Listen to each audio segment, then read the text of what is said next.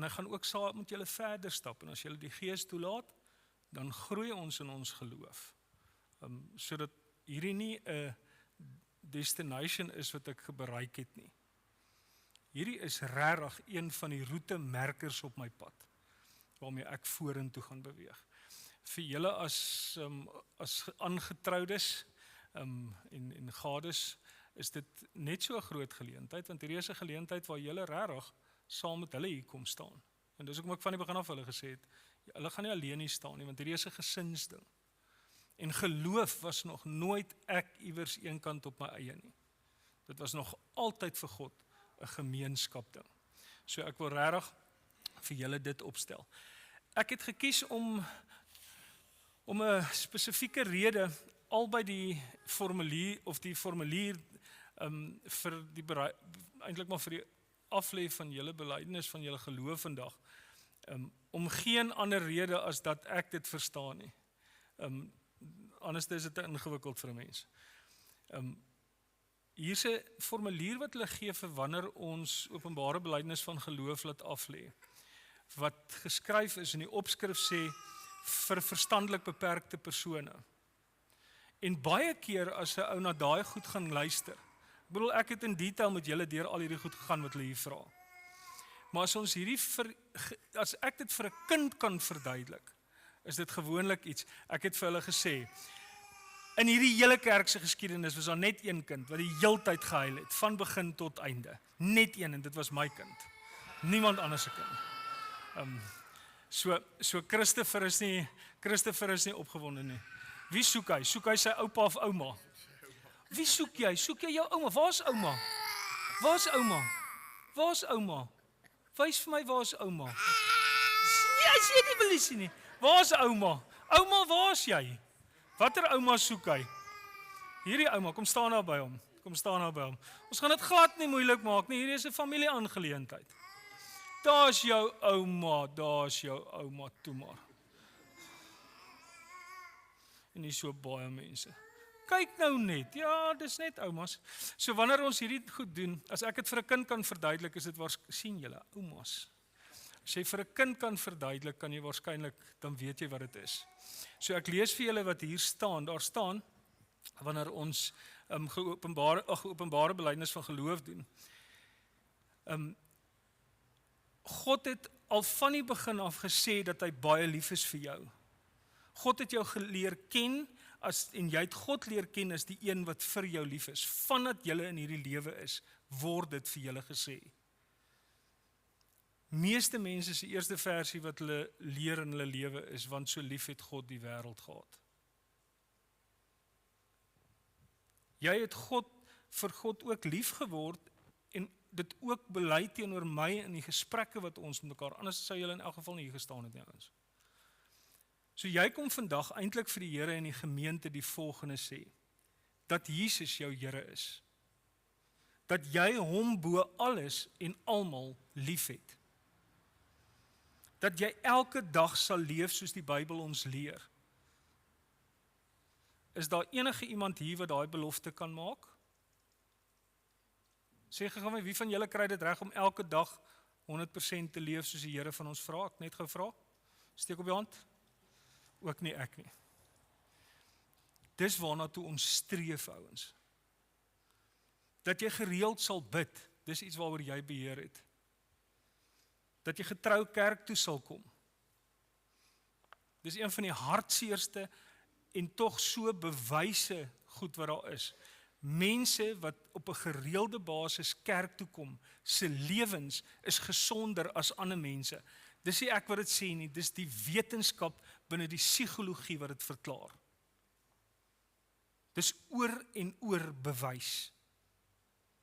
En dat jy ook vir ander mense sal lief wees. En daarom as jy vandag hier 'n beloftes gaan aflê, selfs vir jou en Jacques en Quentin, as julle die belofte vandag gaan aflê, ek het vir hulle gesê die antwoord is ja, anders moet ons ongelukkig oorbegin. Maar ek gaan dit 4 keer, daar's 4 vrae, en ek gaan al 4 vir julle vra. En ek wil hê julle moet hardop antwoord. En ek het al, eintlik moet ek laat julle omdraai en vir die kruis kyk, want julle antwoord dit nie regtig teenoor ons nie. Dis iets wat jy in die Here se oë kyk en vir hom sê. Die eerste vraag is, glo jy dat die Here bitter lief is vir jou? Is jy vir die Here ook so baie lief? Glo jy dat Jesus al jou sondes vergewe het en dat jy sy kind is? En beloof jy om te luister as God se kinders jou wil help om reg te leef? En dan is dit vir my 'n voorreg om voor almal wat hier is te sê, dat ek ook julle, ek moet dit eintlik so mooi lees, hulle het dit so mooi gesê, dat julle nou almal vir ons gesê het dat julle glo. Jy het ook beloof dat jy die Here gaan leef saam met, en saam met jou is ons bly daarvoor, dat jy op hierdie stadium van jou lewe, by hierdie punt gekom het, om vir elkeen van ons wat hier is te oortuig en te sê, ek is deel van God se verlossingsplan. Ek is deel van sy gesin, van sy familie. En een van die mooi goed wat ons altyd vir mekaar kan sê is, ja, julle 3 wat hier staan, wat dit reeds gedoen het, ek hoop julle onthou dat julle hierdie beloftes gemaak het. En ek hoop dat julle 3 wat hier staan, moeite sal doen, om saam met julle geliefdes, ook hierdie stuk pad te stap, van geloofsgroei. Maar broers en susters, julle wat hier sit, hierdie is nou jou verantwoordelikheid. Ons sal mekaar lief hê. Dis nie 'n versoek nie. En mag dit ook so wees. As ons hierdie kinders gaan doop, is dit een van die wonderlikste goed wat ons in ons lewens kan doen. Om ons kinders by hierdie plek te bring, waar ons weet, dat ons vir mekaar ook sê, van die begin af, het God begin en gesê, by Abraham, voor dit, by Noag, voor dit nog by Adam en Eva, ek is julle God, en ek gaan vir julle God wees, en julle moet vir my 'n kind wees. En daarom het hy 'n verbond gesluit, en daardie verbond het nog nooit verander nie, o genigtig. O, Jessie, ag, sy. Ek moet nou gou klaar maak. Daardie verbond sê vir ons dat die Vader ons liefhet en ons versorg, dat Jesus ons verlosser is, en dat die Heilige Gees in ons woon en ons nuwe mense maak. En daarom, dis nie net 'n mooi gewoonte nie, dis verseker nie net 'n bygelowige handeling waarmee ons nou vandag gaan staan en sê nou is ek beskermd nie. Dis nie een of ander gebruik wat vanuit die Ou Testament uitkom soos toewyding of inseëning of sulke goed nie. Daai goed bestaan nie meer nie. Dis ook nie die plek waar hulle name kry nie. Ek het dit vir julle vooraf gesê. Julle het ontdek wat God se naam vir hulle was toe hy dit opgeskryf het in die boek van die lewe voor die wêreld begin is. En daarom as ons vandag by mekaar is, gaan ons hierdie doop wat 'n verbondsteken is, dat hierdie 3 kinders deur God geneem is, as geskenk aan julle gegee is, om vir hom groot te maak. En dat God vir hulle ook verseker vandag, so seker as wat ek by Adam beloof het dat Jesus sal kom, is dit waar dat ek vir elkeen van hierdie 3 kinders gekom het, en ook vir julle. So die vraag wat julle as ouers weer eens moet vra, en eintlik gaan ek dit al 3 herhaal, al 3 die vraag, julle het in wese alreeds van die goed beantwoord, of die wese daarvan, maar vir julle as ouers, bely julle dat hoewel ons kinders as sondaars in die wêreld gekom het, en daarom onder die oordeel van God staan, met ander woorde God se verlossing nodig het, hulle nogtans aan Christus, in Christus aan God behoort, en as lidmate van sy gemeente gedoop moet word. Aanvaar julle die Bybel as die woord van God, en dan aanvaar julle die leer van die kerk soos die belydenis skrifte dit verwoord, as die ware en die voorkome verleer van verlossing, wat beteken dat dit wat ons hier leer, is regtig hoe die Bybel sê, en waar is volgens God se woord. En beloof julle om hierdie kind, van wie julle die ouers is, vir wie God as 'n groot geskenk hierdie babietjies gegee het, beloof julle om hierdie kinders vir hom groot te maak. Dan is dit vir my voorreg dat ek hulle gaan doop. Ek gaan maar sommer so op die lyn afgaan. So Jacques, as jy en Denise om hier by my kom staan. Ek het gesê, kyk hoe lekker slaap sy. Dit was, ek moet net sê, dit was nie toe hulle Woensdag aand by my was dieselfde nie. Ek gaan nou maar moed vat. So saggies dat sy nou nie wakker word nie. Skiesie. Skiesie, toe maar, daar is ek kom lekker slaapie sy. Daar sy. Dan moet ek net alles mooi bymekaar kry. Mianei, ek doop jou in die naam van die Vader en van die Seun en van die Heilige Gees. Amen. Hierdie babietjie is God se kind en hy gee hulle vir julle Jacques Denay om haar vir hom groot te maak. Daar sy, Zelda Johan. Ek kan net doodseker maak dat ek nou nie allerhande snaakse goed hier aanvang nie. Hallo Ilana, voel die watertjies? Voel die watertjies? Voel die water? Toe, kom gou na my toe. Ek gaan jou gou so vinnig vat. Moenie bang wees nie. O genade, Ilana, ek doop jou in die naam van die Vader en van die Seun en van die Heilige Gees. Amen. God het hierdie geskenkie vir julle gegee, dis sy kind, maak haar vir hom groot. Daar is hy Christopher. Kom voel hierso. Voel hierso. Wat is hierso? Is dit watertjies? Ja. Laat die kinders in die water speel, die ou mense drink dit nie meer nie. Kom gou na my toe, ek wil gou vir jou iets wys. Kyk gou hierso. Kyk gou hierso. Gaan dit jou doop? Kom. Christopher, ek doop jou in die naam van die Vader en van die Seun en van die Heilige Gees. Amen. Daar is jy. Wie is hierso? Wie is die? Jou mamma, daar is jou mamma. Daar is hy. Ek gaan vir julle elkeen so gee ek nou net hierdie goeie so mooi uithaal. Ons gaan nou 'n gebed doen. Hier is vir elkeen 'n doopsertifikaatjie wat binne in jou Bybeltjie in 'n Bybeltjie spesiale kinderbybeltjie vir hulle. Hier is my sinne. En hier is ook jou belydenissertifikaat, Jacques. So al die goedjies is hierin en julle kan dit vat. Lees vir julle kinders. Van nou af. Breinspoel hulle met hierdie goed, nie met die TV nie. Christopher sinne. Christopher, hier is jou Bybeltjie. Daar is jou Bybel. Daar is hy. En hier is haar ook. Hallo Lanaitjie. Daar is jou boekie. Daar is hy, kom ons bid saam. Here, wat 'n voorreg is dit nie om net weer opnuut te hoor dat U die God is wat in ons lewens inkom en U genade op ons kom neerstort nie. Here, U het met die bloed aan die kruis al ons sondes vergewe, ons skoon gewas. U het met U liggaam betaal, Here, sodat ons verlossing kan kry, het opgestaan uit die dood uit, sodat ons die ewige lewe kan hê. En deur U, Here, is ons kinders van die ewige God.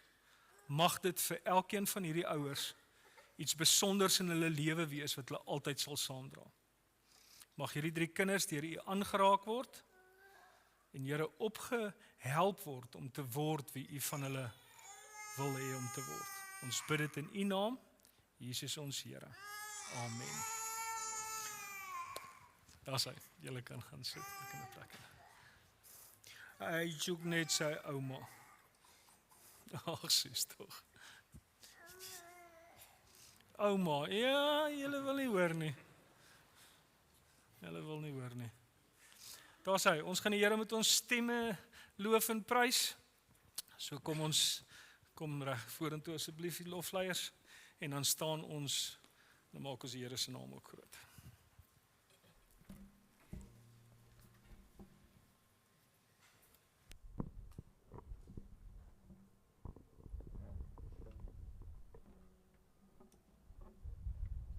Kom ons staan.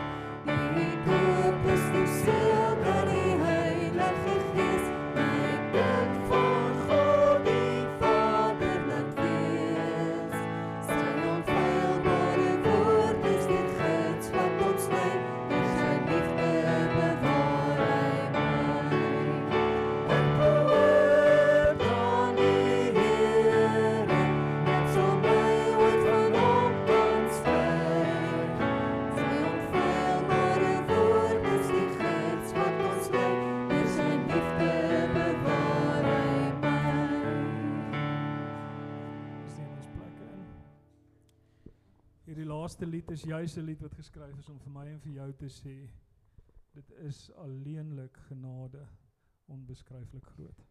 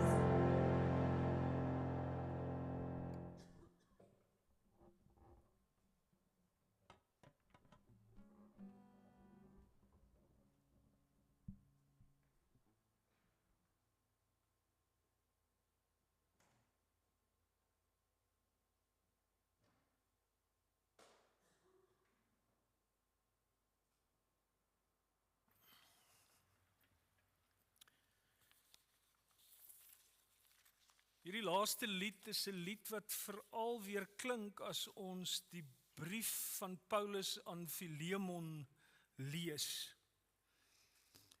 Onesimus is die slaaf en Onesimus het weggeloop en ek hoef nie vir 'n klomp goeie data van te sê nie, ons gaan nou verder daaroor praat, maar as 'n slaaf weggeloop het, kon die eienaar met daardie slaaf doen net wat hy wil.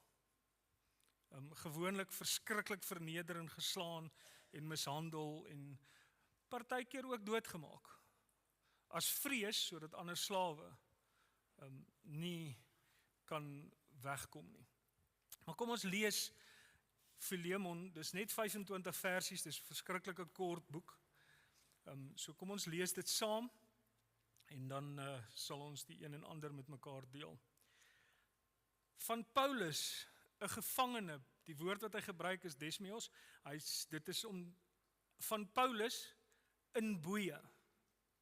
Met ander woorde, hy is vasgebind. 'n Gevangene ter wille van Christus en van ons broer Timoteus, aan Filemon, ons vriend en medewerker, en aan ons suster Afia en aan Agrippus, ons medestryder, en aan die gemeente wat gereeld in jou huis bymekaar kom. Genade en vrede vir julle van God ons Vader en die Here Jesus Christus. Elke keer as ek bid, dink ek aan jou en dank ek my God, omdat ek hoor van die liefde vir die gelowiges en die trou of jou geloof in die Here Jesus. Dis 'n chiasme wat daar in die Grieks is. Hy begin dan sê hy, jou liefde en geloof vir Jesus en die heiliges. Met ander woorde, jou liefde vir die heiliges en jou geloof in Christus. Dis verskriklike mooi Grieks. En dan sê hy, my gebed is dat die gemeenskap wat jy deur die geloof met ons het, jou 'n dieper insig sal gee in al die goeie dinge wat ons vir Christus kan doen. Hoor net gou, my gebed is dat die gemeenskap wat jy deur die geloof met ons het, dat ons geloof en dit wat ons met mekaar deel, jou 'n dieper insig sal gee in al die goeie dinge wat ons vir Christus kan doen. Jou liefde het vir my groot vreugde en bemoediging gebring, omdat jy, broer, die harte van gelowiges verkoop het. Jy beteken soveel vir mense. En dis die eerste stukkie wat Paulus mee begin in die brief. Dis hoe die struktuur aan mekaar gesit is. Hy sê vir Filemon, ons is net dankbaar, ons hoor wat jy doen. En al wat ons kan bid is, dat die Here dit meer sal laat toeneem. En dan vers 8 tot en met vers 14, sit Paulus op die tafel wat hy eintlik oor wil begin praat. En hy sê, daarom, al het ek in Christus die volste reg om jou op jou plig te wys. So hy smeer so 'n bietjie heuning om die mond, en dan sê hy vir Timoteus, daarom, al het ek die volste reg om jou op jou plig te wys, doen ek liewer 'n beroep op jou op grond van liefde. En liefde is eenvoudig, liefde is om dit wat God van ons vra na te kom. Dit doen ek, Paulus, wat 'n ou man en nou ook 'n gevangene ter wille van Christus is. Hy skryf eintlik daar in die boeye van Christus is. Ek doen 'n beroep op jou in belang van my kind. Hier het ek dit so 'n bietjie anders, julle gaan dit nie dieselfde kry in die Afrikaanse vertalings nie. Ek het dit net so 'n bietjie bymekaar gesit, want dit is so 'n belangrike spel wat Paulus met die woorde, met die Grieks speel.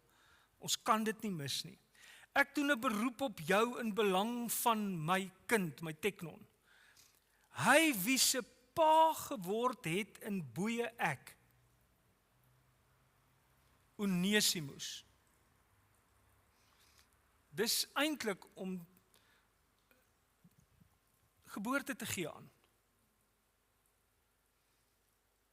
Hy wie ek se pa geword het in boeye.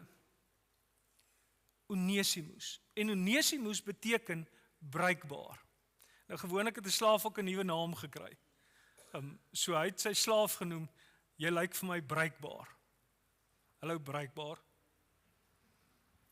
En nou noem hy hom bruikbaar. En dan in vers 11, voorheen was hy vir jou nie bruikbaar nie. En dan gaan die Griekse woorde nou vir jy gee, dan sal jy dit hoor as ons klaar is daarby.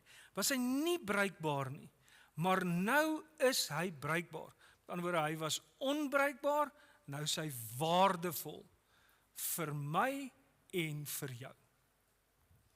Ek stuur hom na jou toe terug en my hart gaan saam met hom.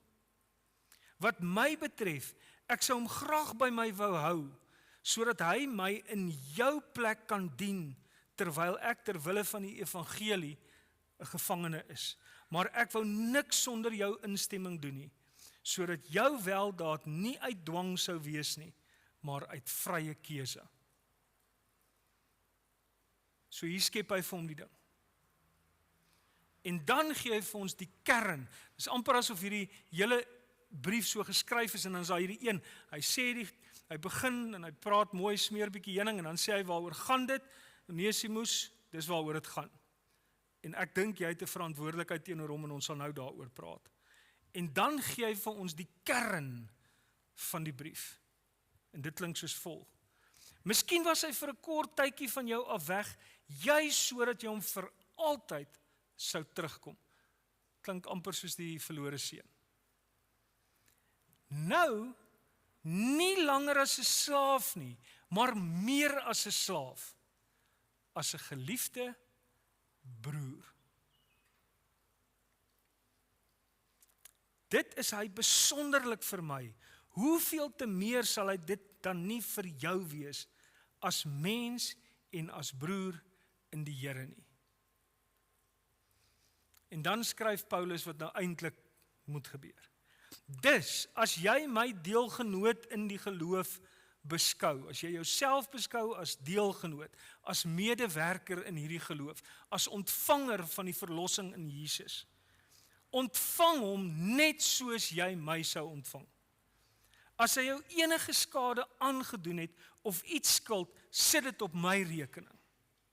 Hier skryf ek Paulus, met my eie hand. Paulus kon op daai stadium nie meer so lekker skryf en sien nie, so hy skryf in een van sy ander briewe, hier skryf ek met my eie hand, sien die groot letters. So hier teken hy sit sy handtekening, ek sal betaal. Ek hoef jou natuurlik nie daaraan te herinner, dat wat jy is, jy aan my te danke is nie. Ja, broer, in die naam van die Here bewys my hierdie guns. Maak my hart bly soos 'n broer in Christus. Ek skryf aan jou in die vertroue dat jy sal doen wat ek vra. Ek weet ook dat jy selfs meer as dit sal doen. En dan sluit hy af. Dis die laaste gedeelte en dan sluit hy af. Hou sommer ook my huisvesting gereed. Want ek hoop dat God in antwoord op julle gebede my aan julle sal teruggee. Epafras, wat saam met my ter wille van Christus Jesus 'n gevangene is, stuur vir jou groete.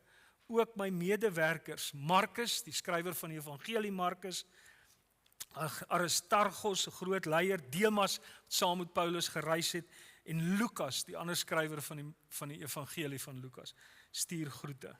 Die genade van ons Here Jesus Christus sal by julle wees. En dis die hele brief. Dis die hele brief.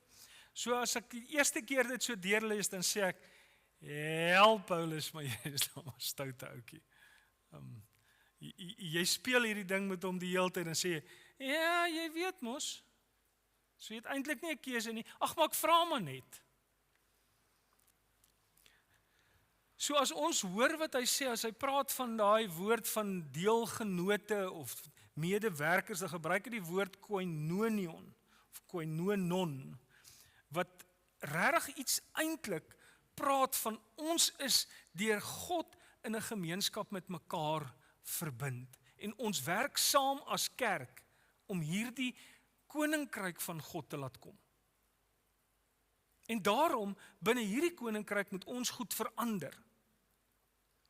2 boeties en 'n sussie het nou hier voor die Here gestaan en gesê, Here, ons gee ons lewens vir U. Ons het dit gedoen, ons doen dit nou weer en ons verklaar dat ons binne U geloofsgemeenskap gaan werk, gaan deel wees, gaan groei. Maar soos die Here dit duidelik gesê het, het hy ook sy verbond met hierdie kinders gesluit. Ek is die God wat vir jou gaan vat. Ek is die God wat in jou lewe opdaag. Ek is die Here wat jou liefhet. Ek het dit beloof. Ek het jou naam opgeskryf in die boek van die lewe voor die begin van die wêreld. Jy's myne.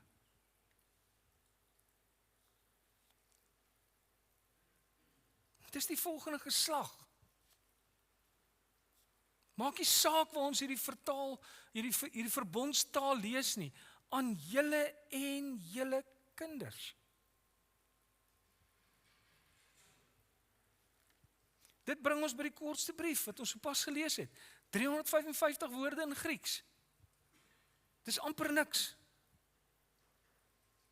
En hoewel dit as hierdie private brief is dit ingesluit in die Bybel, omdat dit so 'n diep waarde vir ons kom leer, oor wat ons as gelowiges moet hoor in ons elke dag se praktiese lewe. Ek pas nie aan by die sosiale strukture van hierdie wêreld nie. Maak nie saak of hulle sê dis reg of nie. Ek pas aan by God se wil. En ons het nuwe reëls. God het alles kom verander. Hy skryf vir hom en hy sê vir hom, mag die mense wat saam met jou in jou huiskerk is, en ons groei en groei en groei deur met ons verband met mekaar, ons leer by mekaar, ons saam dink oor ons geloof, om net meer en meer die goeie te kan doen wat God wil hê ons moet doen. Paulus se fokus in sy gebed is juis op daardie woord gemeenskap, koinonia. Daardie wederwysige verbond van ons geloof, die verbond wat ons met mekaar sluit. Dit wat hulle hier gesê het. Ons gaan in God se kerk werk en ons gaan toelaat dat God se kerk saam met ons die pad stap. En wanneer ek op die punt is om af te val van 'n ding af, sal iemand my gryp. My stop en sê nee, pas op, afgrond. Natuurlik mis ons in die kerk mos nou daai ding. Ons is net die hele tyd besig om 'n stok te soek. Waar is iets waarmee ek iemand kan slaan of gooi?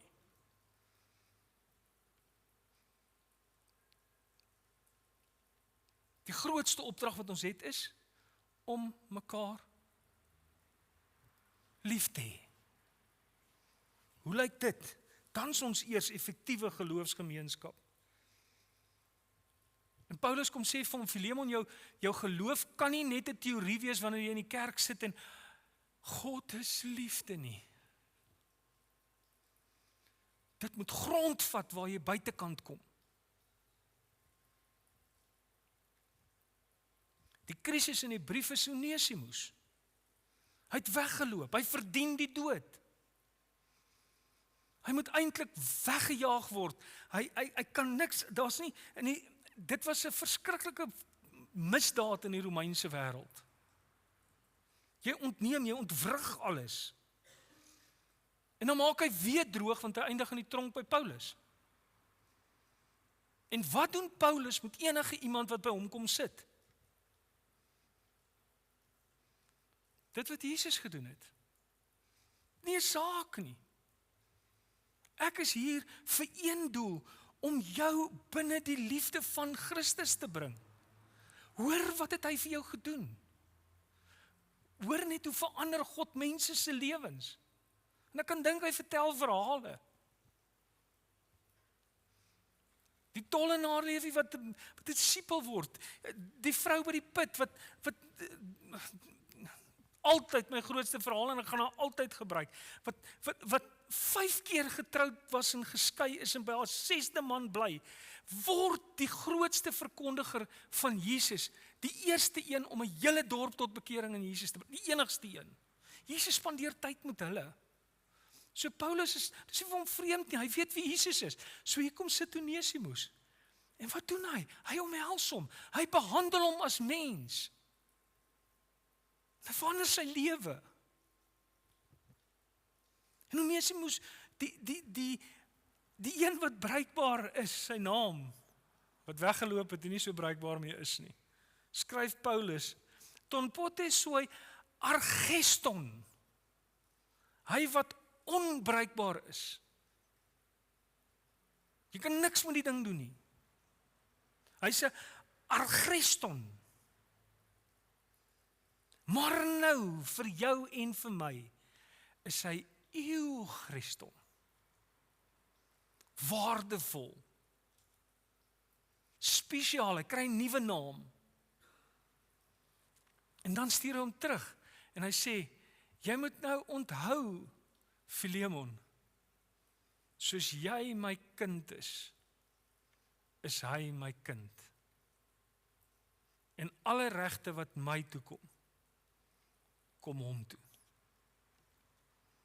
So nou hanteer jy hom as jou boetie. Dis hoe jy teen hom gaan optree. En hier kom ons by 'n verskriklike belangrike historiese waarde wat in die antieke Romeinse wêreld geleef het en in die eerste eeu en daai tyd toe hulle gebeur het. En dit gaan oor die pater familias. Dis die Latynse woord, dis die woord wat hulle dit gebruik het. Dit was 'n wetlike ding gewees. Die hoof van die familie. En anders is wat in ander plekke gesê word en wat ons algemeen probeer aanvaar dat elke man is die hoof van sy huis. Twak. Die samelewing van daai tyd, die patriargale wêreld, hoe dit gewerk het was, die hoof van die familie is die oudste man in die familie. Hy is die pater familias. So met ander woorde, Quentin en Jacques is nie pater familias nie. Hulle is net die man in die huis. Leef hulle oupa nog? Ekskuus, ek het nie gevra nie. Leef oupa nog? Oupa is oorlede. So, wie is die oudste pa? Is jy die oudste in die familie? Daar's die pater familia. En hy het spesiale reg. En daai reg is patrio potestas. Die mag van die pater familia. En hy kan oor die niggies en neefies en die broers en susters onder hom almal besluit. Hierdie ene het dit nie gemaak nie. Daai ene mag trou. Ons kan daai kind hou. Nee, ons gaan nie. Gooi daai kleintjie op die ashoop. Dis hoe die regstelsel gewerk het. Daar selfs 'n Latynse woord daarvoor, maar ek gaan dit eers heeltemal probeer uitspreek, is vreeslike goed. Jus vitae necessi of so iets. Ek het nie Latyn gehad nie. Wat beteken die reg op lewe en dood? Elke ou in sy huis het dit nie gehad nie. Die hoof van die familie het dit gehad. En daardie ouens kom weer by mekaar by 'n groter geleentheid. En so bestuur hulle gemeenskappe. En wat Paulus hierop speel, is juis hierop. En hy kom staan en hy sê, Filemon, jy moet onthou, jy's nou hierdie verskriklike groot ou, en ons neem aan, hy was 'n baie belangrike ou, as almal by hom by mekaar kon kom, moes 'n ryk ou gewees het, hy moes die ou gewees het, wat waarskynlik 'n weldoener, of 'n dalk 'n pater familia was. En dan sê Paulus, onthou wie is in jou familie, die pater familias. Ek, Paulus. Een van die goed wat ons altyd misverstaan met hierdie goeters is, dat ons dink dat dit altyd gegaan oor hierdie regsding, oor ek het die mag en gesag, en ek moet sorg dat almal, en ek moet net almal in plek hou. Maar die hoofopdrag van 'n pater familia was die volgende. Jy sal sorg dat almal versorg is onder jou. En daarom word Jesus en in wese die Vader ons eintlike pater familias. En dis hoekom Paulus vir vir Filemon kan sê, Filemon, ons is besig met iets anders. Een van die wonderlike goed van die antieke wêreld was dat as jy kinders wou aanneem, het jy dit gaan doen op 'n ashoop. Jy het letterlik daar kinders. Kinders is baie, ons het nie baie van hulle gehou daai tyd nie, so ons gooi hulle sommer weg as ons hulle nie wil hê nie. En dan kon jy ashoop toe gaan, dis waar jy kinders aangeneem het. Dit was 'n ander wêreld wat anders gewerk het as ons. Ons moenie oordeel oor hulle nie. Gaan klim in daai wêreld in en gaan verstaan hoekom. Dan sal jy iets verstaan. Maar as jy 'n kind aanneem, dan kom jy uit die aard van die saak in die pater familias toe, of jy kom in 'n familie toe en jy sê, ons wil hierdie kind aanneem, ons gaan hierdie kind vat. Meeste van die tyd was dit een of ander iets van, die kind erf iets, maar hy het nie meer regs iemand bo hom nie, hy is 'n alleen kind, eintlik maar weeskind. En dan vat jy daai kind en dan kry jy alles wat hom toe kom ook. So daar was baie skelmgeite. En dan so rukkie nadat hulle nou alles gevat het, dan gooi hulle die kind weg. En dan is die arme kind nou mishandel of dood of so iets. En toe bring die Romeinse reg 'n baie belangrike ding in. 'n pater familia het die reg om die kinders lewe en dood oor te besluit. Te onterf, weg te jaag, net eenvoudig te sê, daar gaan jy. Maar 'n aangenome kind is jy verantwoordelik voor tot die dag dat jy doodgaan. Geen reg om daai kind weg te jaag, te mishandel of te enige iets nie. Aangenome kinders het spesiale regte.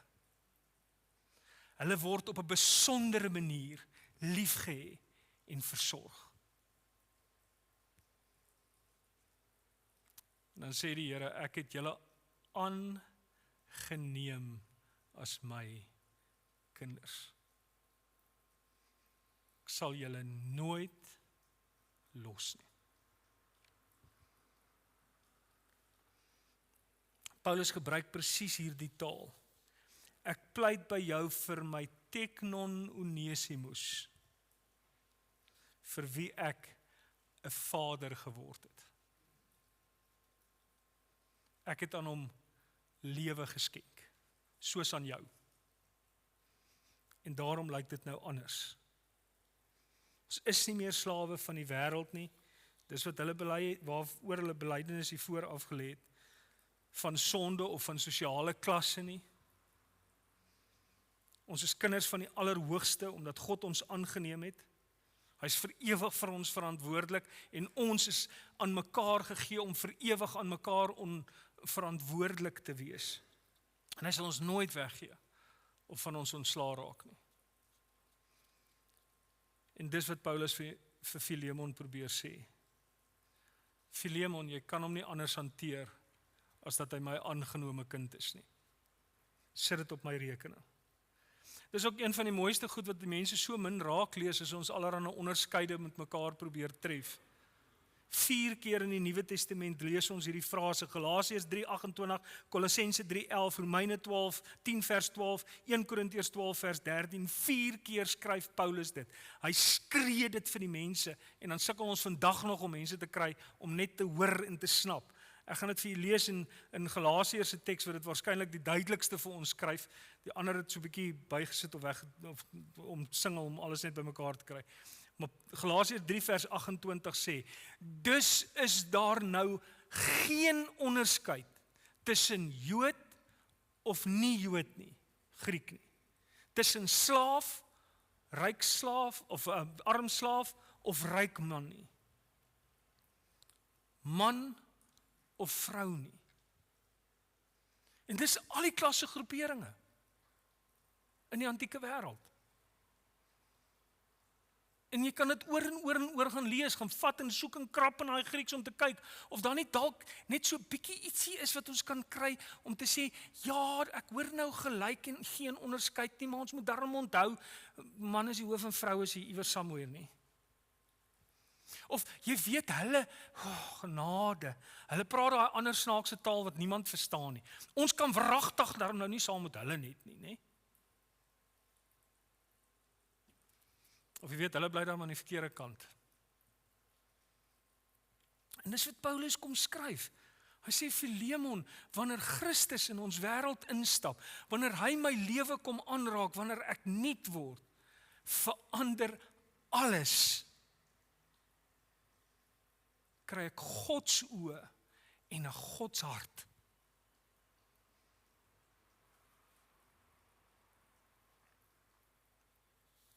Kan nie jou broer as 'n objek beskou nie. Want dit is wat 'n slaaf was. Wat leer die brief van Filemon vir jou en my vandag? Dat wanneer ek my geloof ontvang het van God af, hierdie stuk genade, maak nie saak hoe dit gekom het nie, dat my lewe verander, dat hoe ek oor goed dink verander, hoe ons na mense om ons kyk moet verander, hoe ons na onsself kyk moet verander. Ek is God se aangenome, hy het my gekies.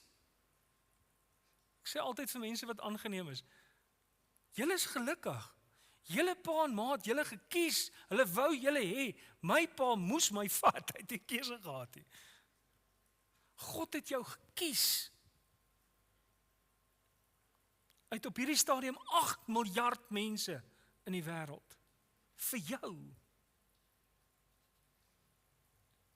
Moes nie volmaklik gewees nie. Filemon sou waarskynlik status en eer moes opgee. Hy sou waarskynlik 'n klomp ander goed gehad het. Mense sou waarskynlik 'n klomp dinge vir hom, ek bedoel, al die samelewingsgoed wat ons vandag nog mee worstel. Paulus sê, daai goed, tel nie as jy dink aan die prys wat aan daai kruis betaal is nie. Jy kan dit nie opweeg nie. Die evangelie is die krag wat ons 'n nuwe identiteit gee, 'n nuwe naam, jou Christus. Ek is nie meer Onesimus nie. Ek is waardevol. Jy is God se kind, aangeneem, geliefd, deel van God se familie. Jy wat hier sit. En mag hierdie belydenis wat ons vanoggend hier beleef het, waar hierdie 3 jong mense gesê het, ja, ek het die Here lief, dan weet hy my lief. En hulle kinders hier kom laat staan het, en hulle kinders daar gesit het, en ons eenvoudig vir hierdie kinders gehoor het, toe God vir hulle sê, ek kies jou.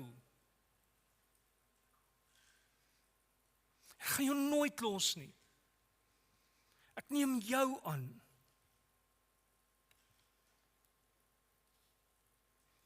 Mag ons ook iets in ons lewens ervaar, net soos Filemon, wat selfs meer sal doen. Wetende dat ook selfs meer as wat ek sê, jy sal doen, is die letterlike Grieks wat Paulus vir hom skryf. Omdat die liefde van Christus ons soontoe dryf. So as jy hier uitstap vandag, wat gebeur in jou? Waarop antwoord jy? Wat is die Here besig om vir jou te vra? Skuif jou kop, verander jou denke, bring jou hart in lyn met my.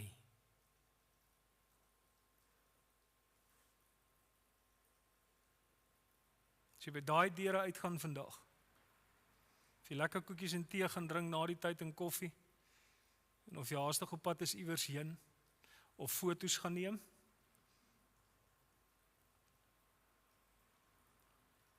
gaan jy antwoord op Paulus se stem, op die Here se roepstem in jou lewe. Kom ons bid saam. Here Jesus, as ons vandag afsluit, dan wil ek bid en vra dat U elkeen van ons nie net hierdie goed sal laat hoor nie, maar Here, kom skryf dit binne in ons harte, steek 'n vuur aan die brand, wat ons sal aanraak. Iets sal laat gebeur, wat binne in ons harte, ons sal dring deur U liefde. Here, mag ons die mense word wat hierdie wêreld verander. Mag ons die mense word wat geregtigheid deur goddelike liefde verander. Dis net U wat mense se lewens kan skuif. Maar Here, mag ons ook as gemeente 'n gemeente wees waar mense welkom sal wees. Mense wat miskien iewers 'n slaaf was, onbruikbaar, maar deur U aangeraak het en net 'n tuiste soek om te kom sê, ek het U lief, Here. En ons as gemeentelede se oë kyk en sê, help my. Here, mag ons in ons diepste mens wees, deur U so geskei word. Ek bid dit in U naam, Jesus ons Here. Amen. Ons gaan afsluit met ons slotlied.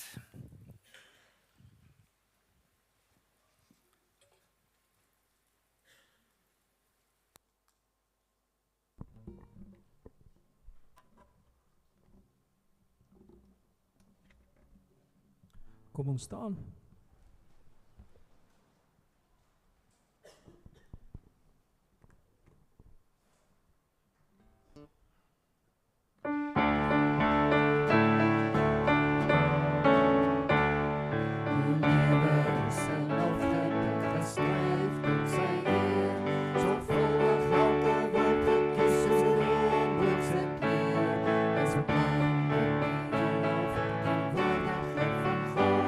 Zo